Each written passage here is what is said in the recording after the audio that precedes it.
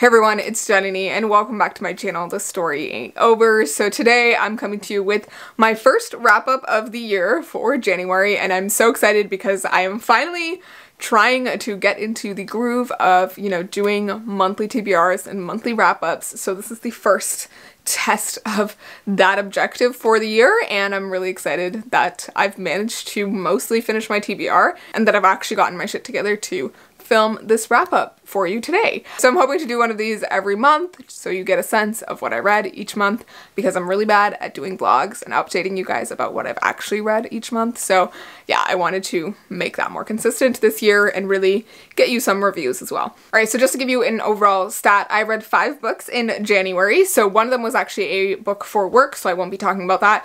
But the other 4 I had on my TBR and I actually finished them. And so those 4 books were The Dragon Republic by R.F. Kuang, and then also The Burning God by R.F. Kuang, which is the 3rd book in the Poppy War series.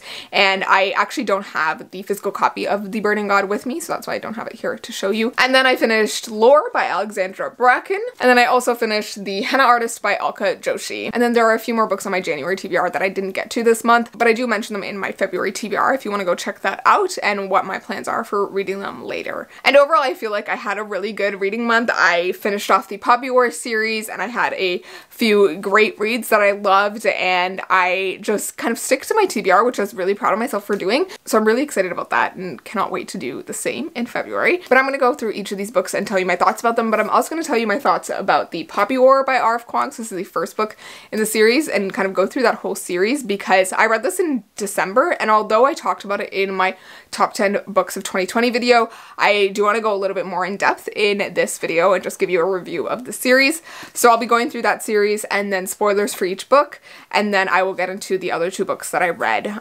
during January. So there are timestamps down below, and there should be sections or chapters in this video that you can just click to and hear more about each book. And I will section off the non-spoilery review of each book and the spoilery review of each book so that you can go check out the parts that you want to. But I hope you enjoy, and let's just get right in. So I'm not going to hold up the books as I talk because I use my hands a lot and I do want to look at my notes. So I'm going to leave them over here for you to see. I don't know if you can see them, but there we go. Okay, so I want to talk about the Poppy War series in general and what I kind of thought of it, non-spoilery review of the entire series, before I get into the insanity of this series and all the spoilers that I want to talk about. But overall, I just really love this series. As you probably know from my top 10 books of 2020 video, I just loved the world of the Poppy War. I loved the characters, and I loved how unique it was and how different it was from so many other adult fantasies that I've read. It was just such a breath of fresh air, and it has some really great characters that you cannot help but root for, but also think are slightly crazy and just the perfect kind of anti-heroes. And in that way, it's such a complex series that is so worth the read. So I highly recommend going and picking it up. If you don't know, the Poppy War is set in this Asian-inspired fantasy world, and it's heavily inspired by 20th century Chinese history, specifically the Sino-Japanese Wars and the Chinese Civil War. So there's just a lot of really interesting historical bits that kind of come through, but it's also got magic, it's got shamans, and just some really interesting characters and political rivalries and some really amazing food for thought. Colonialism is like a really big theme in the entire series and the effects of it, and I just loved seeing this entire series. As someone who is like a history major and also an English major, like it was just such a treat, and it was just so much fun to read. So go check it out if you haven't. Highly recommend. And now I'm going to tell you my spoilery thoughts on each book. Alright, so first I want to talk about the Poppy War, which I read in December and absolutely loved. And not gonna lie, that was probably my favorite of the 3 books. There was just something about that first book that was just so electric and that I loved so much. I loved following Rin as this like underdog starting off as a child and just seeing her fierce determination and her desire to rise above her means, but also seeing the very strong themes of class in the book and how that manifests in Sign Guard with the different students and the rivalries that kind of rise there, and also just the really interesting themes and philosophical themes that kind of come up from the different characters and different masters that Rin learns from. And I absolutely loved Jiyoung as a character. He was just my favorite character, I think, in this entire series, aside from Kite as well. And I just love seeing him as this like master character, but also just really volatile and very strange and a little off his rocker, and he was just such a fun and endearing character. But not only did I love, you know, Rin at Sign Guard and that whole aspect of her journey, but I also loved the second half of the book, or like the last third of the book, where she becomes part of the psych and she, you know, gets to learn more from Alton, and also falls in love with Alton, and the whole aspect of the Goli-nis massacre, which, if you don't know, is inspired by an actual historical event. It's called the Rape of Nanking in China, and it was during the, I think, Second Sino-Japanese War. I might be wrong about which war, but it is a real event. I will leave some links down below of more info on that. Although it was very horrifying to read, I think it was handled really well, and it's also like part of history, and I think, you know, the book unflinchingly shows these aspects, and I just love that. And I also just really loved how the book ended. I think that was one of the things that was missing for me from the later books, the sheer epicness of the ending of the Poppy War, where Rin goes to that temple and where she calls down the god and she just unleashes that power. There's something so epic about that ending that, you know, neither of the second and third books replicated, which I was just waiting for, that big crescendo in each of those books, and I didn't get it. But in some ways it kind of makes sense because the later books do show a deterioration of Rin and of this, you know, vision that she has, and just her overall mission and the trajectory of her life as well. But overall, really, really loved Poppy War. It was the most enjoyable read out of the three for me, also because it had the least military stuff in it, which I realized, like, I know the entire series is mostly, you know, military stuff, but I felt like the constant military campaigns and battles in the second and third book just dragged a little bit for me personally, but I still thought they were super interesting and cool, and like I loved the overall,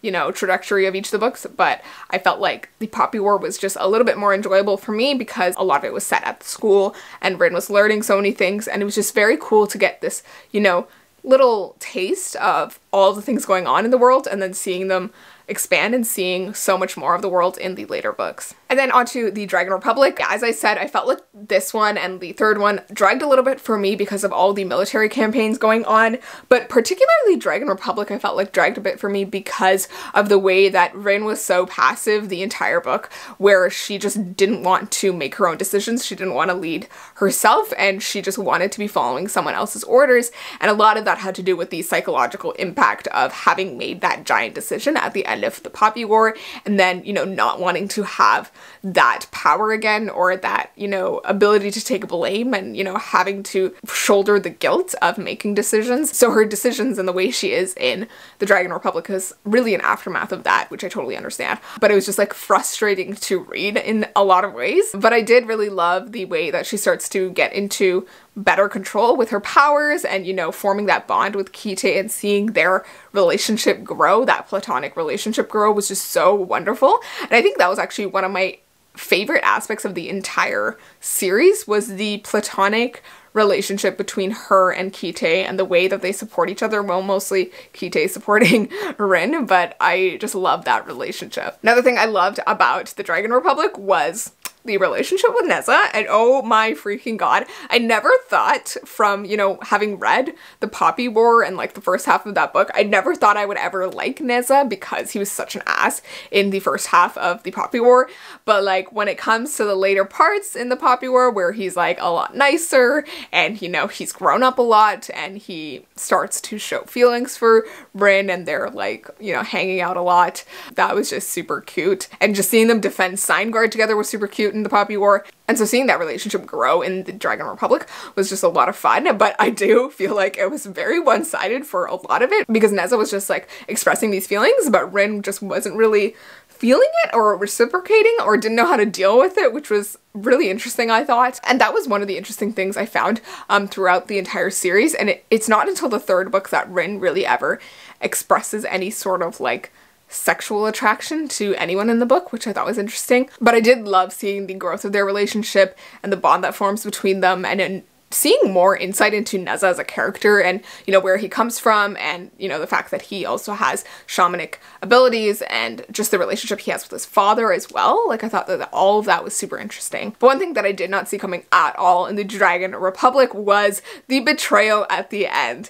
And for those of you who have read it, like, let me know if you saw it coming, because for me, like, the entire book, I never would have thought that Neza would betray Rin because he just cared so much for her. Like, to me, that's how it felt.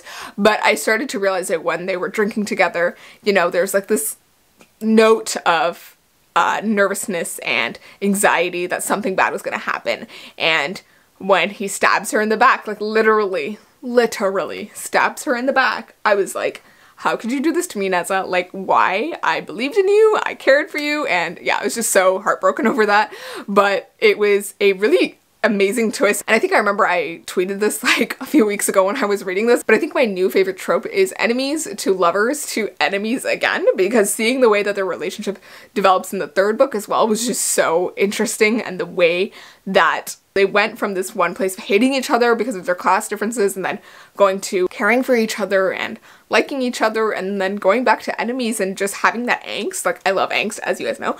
So it was just so much fun. I just absolutely loved it, and I want to read another relationship like that where it just goes back and forth, and I just loved it. Another thing I liked and didn't like about the Dragon Republic was the whole aspect of Alton and Rin learning to let go of him, but also get over him.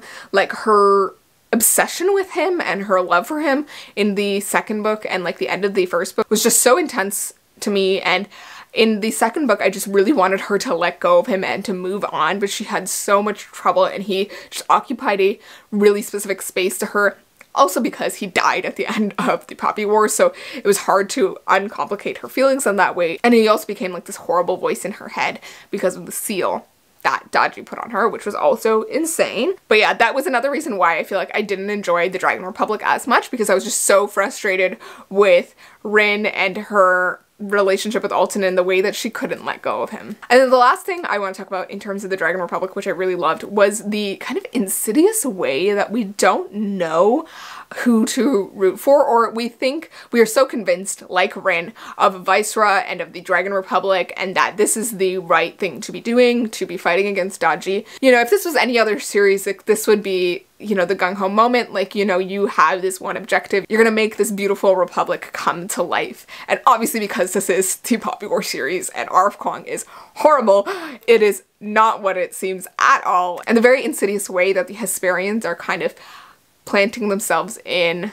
Nicara is just so interesting, and it's just so reflective of actual history and the way that European colonizers were during that time. Like, the way that they have these missionaries coming to the nation, and the way that they offer very little military help until they know they can sway the tide. Like, the way that they were dangling their help in front of Viceroy and Neza until they could, you know, sway the tide was just so interesting to me, and I like loved that this whole series just is so reflective of history and how it actually happens and operates, and just the like fear that Rin feels towards the end of the Dragon Republic and how she's scared for how the nation will be if Hesperia takes control. Like, that was just so freaking incredible and interesting. Like, I just loved how cool it was. And just that whole idea of colonialism and sort of how inevitable it feels in the series because of the way that we know history works and has happened, and it's just so freaking interesting. And like the way that Rin is just describing how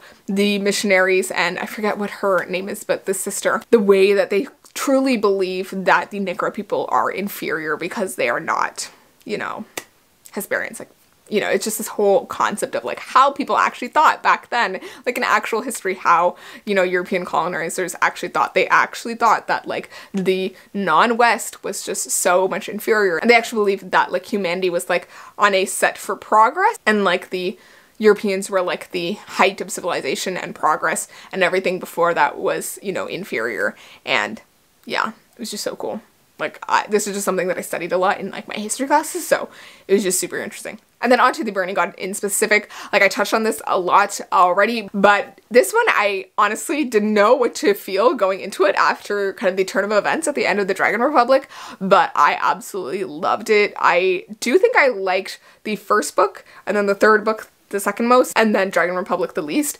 But Burning God was just so amazing. I personally really liked like the first half, or like the middle part where we get to be with the trifecta, because that was just so much fun to me. I loved getting to see another side of Daji and just seeing her actually on Rin's side, but I also really loved seeing Master Jiang again. Like, not having him in the second book was just so crushing to me, and having him back in the third book was just so much fun, and seeing him kind of battle his old personality with the new and seeing how powerful he was, like that was super cool and just so unexpected from the way that we know him in the first book, and seeing Rin kind of battle with, you know, how to think of him as well. Like, he was probably my favorite character, as I think I already said, but I just love him. And honestly, I didn't know how the Burning God was going to end. I had a feeling that this series was never going to be a happy ending, just from the way that it starts and the way that we know history works. And so as Rin was kind of being more successful throughout the book, I was like, this is not going to end well at all.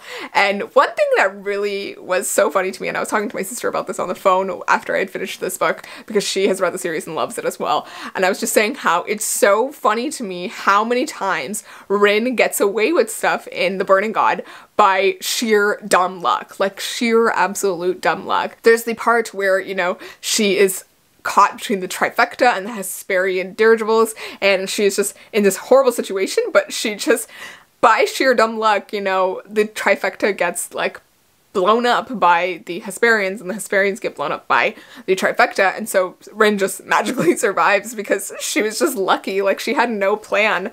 And same with when she goes into the cave of the dragon to take down Neza, and like literally she is not prepared to fight that monster, and she gets away by sheer dumb luck, like because the Hesperians come with their electricity and Neza comes, and like her ass just gets saved so many times by someone else or by not her own actions, which I thought was just so hilarious and just, oh my god, like I was just shaking my head at Rin like so many times in this book, and it was just so funny. But yes, beyond that, like Rin is just such an interesting character. She is such an anti-hero. Like, you really want to root for her because she is the underdog from the beginning of the series, but as the Burning God goes on, we see her mental state kind of deteriorate, especially after she wins, which I thought was so interesting. She basically wins against Neza, but she doesn't know how to rule a country, and that was like one of the biggest like flaws in her entire plan. Like, she wanted to go to war, she wanted to win, but she didn't know anything about how to rule.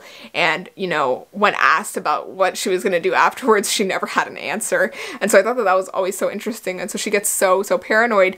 And I loved the way that we get this paranoia play from Neza with all those letters that he sends. I just thought that was super interesting. But yeah, she just basically goes batshit crazy, which I saw kind of coming. Like, I knew from the beginning that the series would never end well and that Rin would probably ruin everything by the end, but she does come through in the end when we have that scene on Spear with Kite and with Neza, and my poor boy Kite. Like, from the beginning, I believed that he was such a good character, and as the series went on, I was sorely convinced that he was the only good character in the entire series. Like, everyone else betrays each other at a constant level, but Kite is just so loyal to the end, like to the very end. You know, he decides to die with Rin to save the country and to save the people, and Rin makes that final sacrifice, which I honestly thought was beyond her. Like, I thought she would just take everything up in flames by the end, but she gives in, which I thought was super interesting. And, you know, she leaves all of the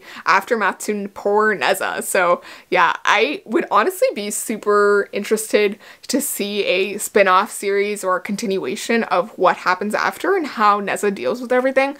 But I would also really be interested in seeing like some sort of prequel where we get more information about the trifecta, because honestly, those three characters were just so interesting to me, and I loved seeing the flashbacks with them, and just getting like a book about like their glory days would just be the coolest, I think. So yeah, if anyone else agrees, let me know if you would want some sort of prequel or spin-off or something, because I know usually I don't like them, but I would just really love to know more about this world. Like, I think it's just so incredible. But yes, those are all of my thoughts for the Poppy War series. I love the series so much. It's definitely become one of my all-time favorites, and I definitely want to go back and reread them like later on in my life, like once I've kind of forgotten them.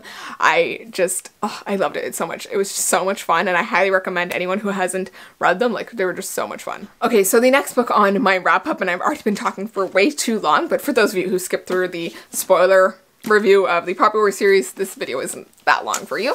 But the next book is Lore by Alexandra Bracken.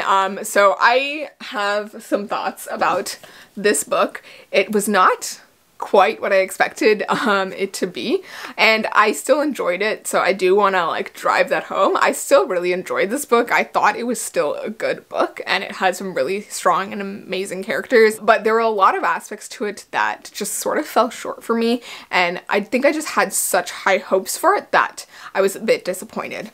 So I'm going to go into spoilery thoughts about this, so skip this part if you haven't read the book, but if you're ready to discuss, let's jump right in. I think one of the big things that I did not like about this book was just the way it was written for some reason, and this sort of reminded me of the way that Alexandra Bracken wrote her Passenger and Wayfarer series, but I think the entire book just felt really convoluted to me. The whole concept of the Aegon and like the backstory that Lore has was just so convoluted to me. Like I felt like we were given it in bits and pieces, and although it kept the mystery alive, I felt like it was just a bit confusing. But by the end, like it made sense and like I got it, so like it was fine. But I just felt like in the process of reading, it was slightly frustrating. And one of the things that I really didn't like was the way that there were so many flashbacks, and oftentimes they would come like in the middle of like really important scenes or like really important like advances in the plot, and then it would just like jump 7 years back, and you're like, okay, but why? Like, couldn't this have been summarized in some other way?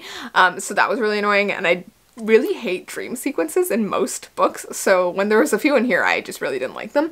But overall, I did think this was a good book. Like, I liked Lore as a character. She was very cool. I think I struggled to like understand her as a character though, because we didn't know enough about her past. Like, we're just kind of thrown into it at the beginning, so it was hard to connect to her because I didn't know all of these things that she had been through already, and we get all those like backstories so much later in the book that it was just hard to connect to her at the beginning. But I will say I really loved Castor as a character, and his whole, you know, change from being the sick kid to becoming the god Apollo, and trying to reconcile that and, you know, figure out why he became the god and how he became the god without, like, you know, actually killing the god or intending to kill the god. And then I also really liked the aspect of Miles and Van. They are like bickering throughout the entire book, but you see that kind of budding romance, and I just really liked that, so that was super cute.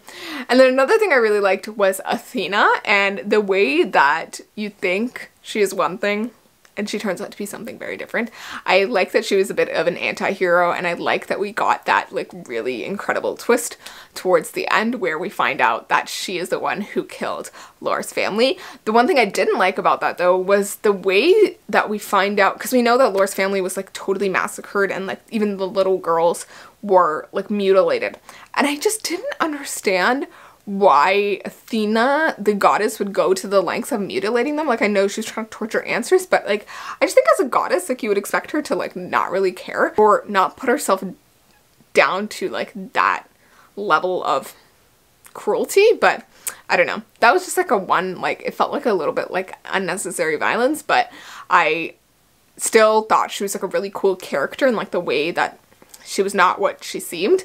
But I also really liked how Lore and Athena kind of have this discussion over, you know, women in Greek mythology, and how Athena never like mentored female heroes, and the whole discussion they have about Medusa. Like, I thought all of that was super interesting. And another thing I really didn't like about the whole structure of these like bloodlines and the Aegon was like the way that women were treated across the entire setup. And this comes up in like how Lore is like a bit sexually assaulted in the book in like one of the flashbacks, and so like a lot of that was like stuff I wasn't expecting. So when I got to it, it was just like icky feeling reading it, but I think it was handled quite well, and like I get the point that the author was trying to make, so like that made sense. I just felt like the book took on too much for what it was. It was also a standalone, which I appreciated, so like there wasn't another book, and it all sort of wraps up. But I think I just like there was just something about the book that just didn't click with me, and so I was disappointed by that. Like, I was really expecting to like love it so much,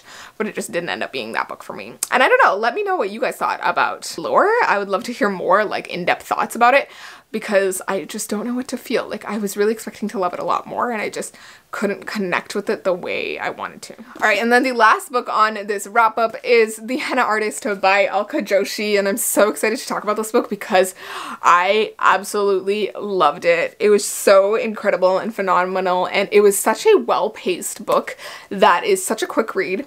And it is set in Jaipur, India, and the author just breathes life into the setting on the page. Like, the words just jump out at you, and like you envision yourself in Jaipur, and you can smell all the foods and people and hear all the sounds, and like you just feel yourself in that place. And it's also a really beautiful book in the sense of the main character's journey throughout the book. She is a young 17-year-old girl who was in this abusive marriage, arranged marriage, and she runs away from her husband to Jaipur, and she becomes this henna artist for these wealthy upper class women. And I think I just loved following Lakshmi in her journey and seeing how she's a bit of that underdog. Like, she comes from these very unfortunate circumstances and brings herself up and tries her best to, you know, hustle and to be her own person and provide for herself. And I just really admired that, like, gumption that she had and that determination. But I also just really loved the bond that she kind of forms with her sister when she arrives. And although I found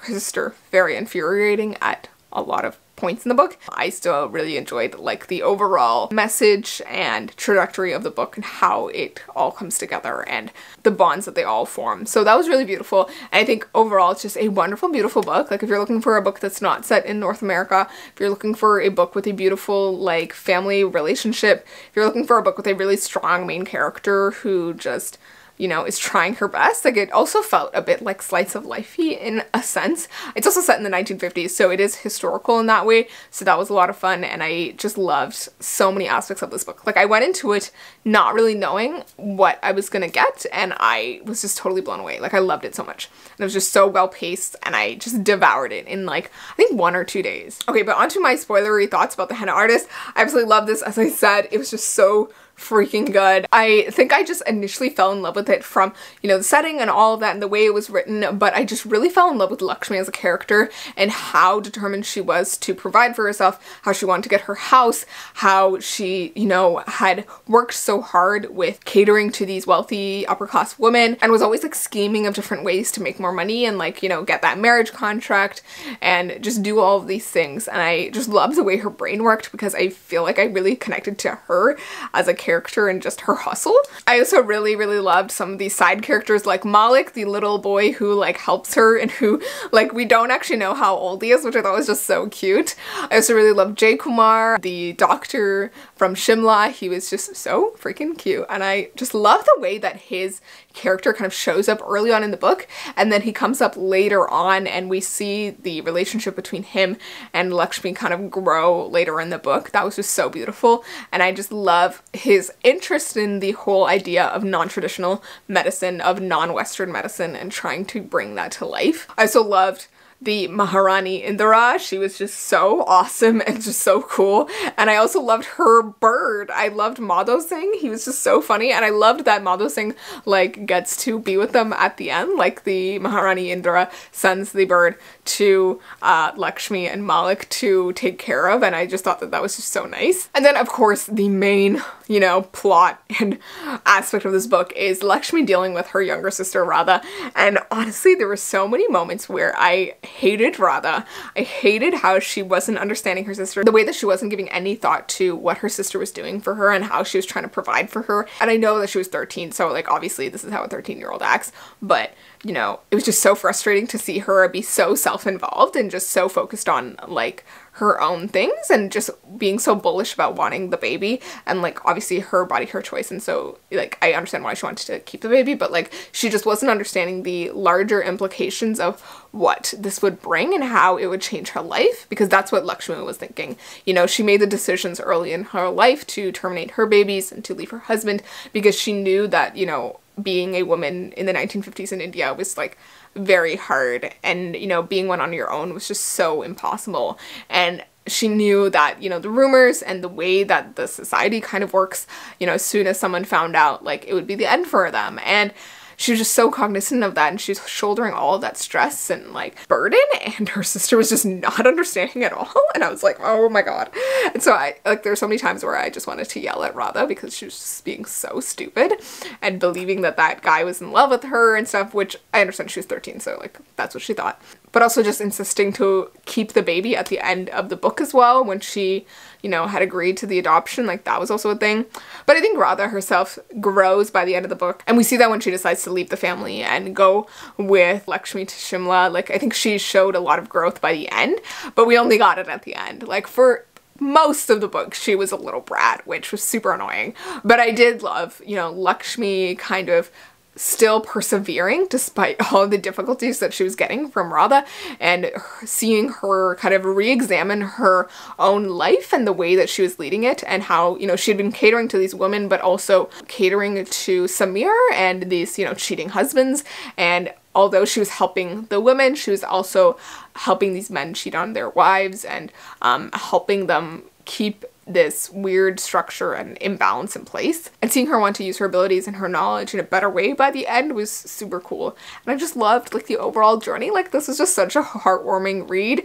It was just so beautifully done and so well paced. As I said, like, it was just such an easy and quick read, and I just loved it so much. And I didn't know this going into this book, but this book actually has a sequel that comes out in the summer. I forget what it's called, but I will put the cover up here. I found this out because the author commented on my post and said that the next book was coming out, and so I was super excited to learn that. And it, you know, gives us more about Lakshmi's life afterwards, and we get more about Malik, which I'm super excited about because he was such a sweet and honest and just genuine character, and he was just so sweet to Lakshmi, like where Radha was just so uncompromising and ununderstanding. Malik was just such a good character, and he was always trying to help Lakshmi, and I just loved it. Like, the way he called her auntie boss, like, that was just so cute. I just, so much love for Malik. So yeah, it was just a wonderful book, so highly recommend. Okay, but those are all of the books that I wanted to talk about in this wrap up. I had such a great reading month for January. Like, aside from maybe one book that I didn't enjoy as much, I loved all of the books